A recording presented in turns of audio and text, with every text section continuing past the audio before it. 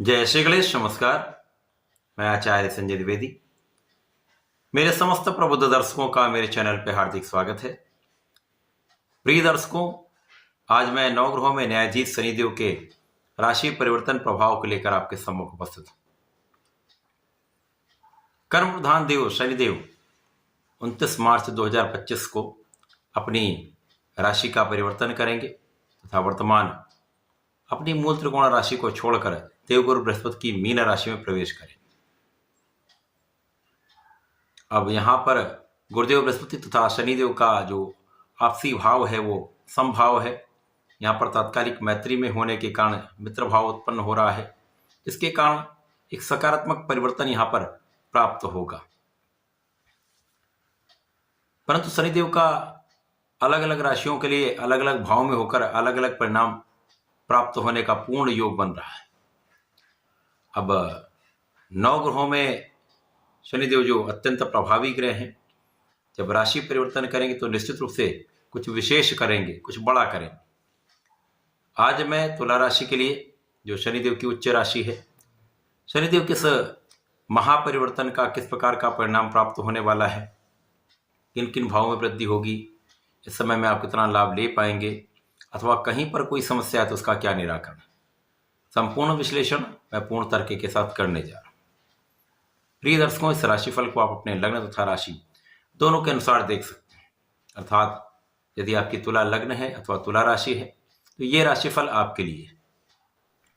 तुला राशि के लिए शनिदेव आपके चतुर्थ तथा पंचम भाव के स्वामी, सुकेश पंचमेश का गोचर अब आपके षष्ठम भाव में प्रारंभ होगा। कर्म प्रधान देव शनिदेव जो सर्वाधिक समय किसी राशि में गोचर करते हैं, 2.5 वर्ष इनका गोचर काल होता है।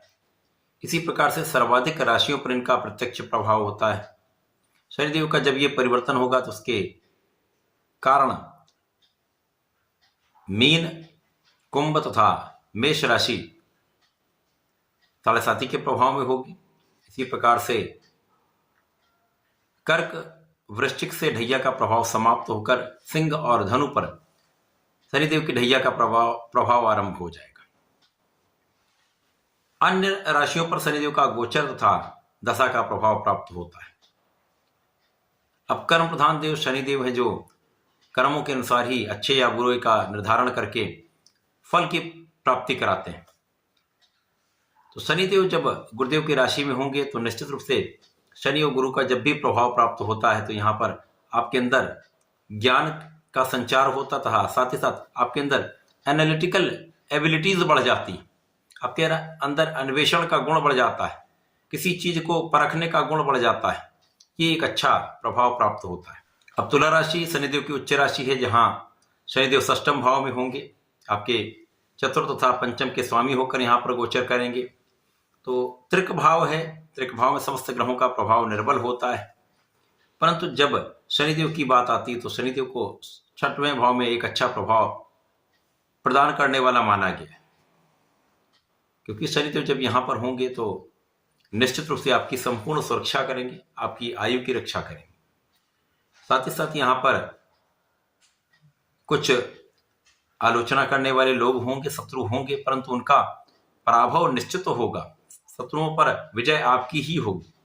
कुछ कानूनी समस्याएं होंगी लेकिन उन पर विजय आपकी ही होगी। जो भी समस्याएं चल रही थी अंततः विजय आपकी ही होनी, परंतु यहां पर संघर्ष अथवा परिश्रम आपको करना पड़ेगा। इसी प्रकार से शनिदेव को जो कार्यकत्व के भाव हैं वो प्रभावित होते हैं। सुख और पंचम के स्वामी होकर षष्ठम में होंगे तो कहीं ना कहीं यहाँ पर आपके पास सुख सुविधाएं होते हुए भी, सुख साधन होते हुए भी आप उनका पूर्ण उपभोग नहीं कर पाते हैं। कहीं ना कहीं किसी कारण से आप उनका लाभ नहीं ले पाते हैं। माता पिता से कुछ दूरी हो सकती है, अथवा इस समय में यात्राएं होती हैं, यात्राओं के कारण अथवा अपने कार्य क्षेत्र के कारण आप बहुत समय घर पे नहीं दे पाते, माता पिता को नहीं दे पाते। इसी प्रकार से जो विद्यार्थीगण हैं उनके लिए परिश्रम का समय है।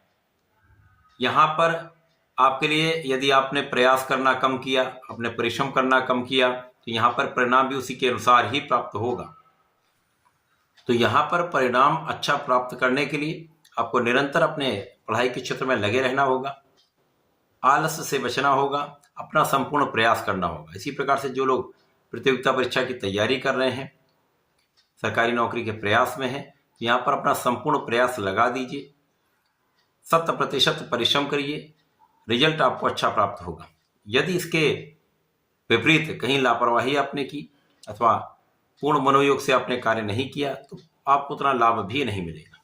परंतु इस समय में जो लोग नौकरी के प्रयास में हैं, नए कार्य क्षेत्र में जाना चाहते हैं, उनको अवसर निश्चित रूप से प्राप्त होगा। इस समय नई नौकरी की प्राप्ति हो सकती है अथवा नौकरी में नए अवसर आपको प्राप्त हो सकते हैं। शनिदेव की 3 दृष्टियां हैं, जिसमें शनिदेव का प्रभाव आपको आध्यात्मिक बनाने वाला होगा, आपका पूजा पाठ में मन लगेगा, आपके अंदर रिसर्च वर्क बढ़ जाएगा। इसी प्रकार से शनिदेव का प्रभाव आपकी यात्राएं करा सकता है। यात्राओं की संख्या बढ़ सकती है। कुछ यात्राएं आपके लिए अत्यंत लाभदायक होंगी, कुछ में परिश्रम अधिक होगा, लाभ उतना नहीं मिलेगा, परंतु आपको पेशेंस रखना है, धैर्य रखना है। इस समय में शनिदेव का प्रभाव निश्चित रूप से आपके परिश्रम को बढ़ाने वाला होगा, आपका पराक्रम बढ़ाने वाला होगा, आप परिश्रमी रहेंगे। तो शनिदेव ये भी प्रयास कर रहे हैं कि आपको आगे कैसे बढ़ाया जाए, आपसे कैसे प्रयास कराया जाए। तो जब आप पराक्रमी होते हैं तो कहीं ना कहीं उसका प्रभाव आपके कार्य क्षेत्र में सकारात्मक प्राप्त होता है। यदि किसी स्थान पर आप निरंतर एक लाइन भी खींचते रहेंगे तो एक दिन वो स्थान पर एक गहरी लाइन खींच जाती है, चाहे वो पत्थर का ही स्थान क्यों ना हो। ये प्रयास है, आपका निरंतर परिश्रम है, जो कहीं से भी आपको अत्यंत सुदृढ़ बना देता है, आपको किसी भी क्षेत्र में अत्यंत प्रभावशाली बना देता है। इस समय में आपके भाई बहनों का सहयोग मिलेगा, परिवार का साथ मिलने वाला है, अच्छे मित्रों का सहयोग मिलेगा। तो ये वर्ष शनिदेव का आपके लिए कुछ विशेष प्रभाव देने वाला है, जब आपके प्रयास के कारण, आपकी परिश्रम के कारण, आपकी क्षमता के कारण, आपकी योग्यता के कारण आपको लाभ अवश्य मिलेगा। सतर्क रहना होगा, लापरवाही से बचना होगा। इस समय जो लोग लोनिंग का प्रयास कर रहे थे, ऋण लेना चाह रहे थे, अपने व्यापार में विस्तार करना चाह रहे थे, उनके लिए प्रयास सफल होगा। किसी प्रकार की बड़ी कोई संदेह की स्थिति नहीं। तो वर्ष 2025 तुला राशि के लिए परिश्रम का वर्ष है, प्रयास का वर्ष है। यदि आप अपने क्षेत्र में लगे रहते हैं, पूर्ण रूप से न्यायोचित रहते हैं, निष्ठा के साथ अपना कार्य करते हैं, तो सफल होंगे, यहाँ पर कोई संदेह नहीं। कुछ काम विलंबित हो सकते हैं, कुछ कार्यों में अवरोध आ सकता है, परंतु अंततः लाभ आपको प्राप्त होगा। इस वर्ष में आपको निरंतर नियमित रूप से भगवान भोलेनाथ पर जलार्चन करना चाहिए, ओम नमः शिवाय का जप करना चाहिए। प्रत्येक शनिवार को भगवान भोलेनाथ पर जलार्चन करें, काले तिल का अर्पण करें तथा एक चौमुखी दीपक का प्रज्वलन आप यदि शनि मंदिर में कर लेते हैं तो विशेष प्रभाव प्राप्त होगा, समस्त विघ्न बाधाएं दूर होंगी। तो ऐसा करके इसका लाभ लें। धन्यवाद, नमस्कार।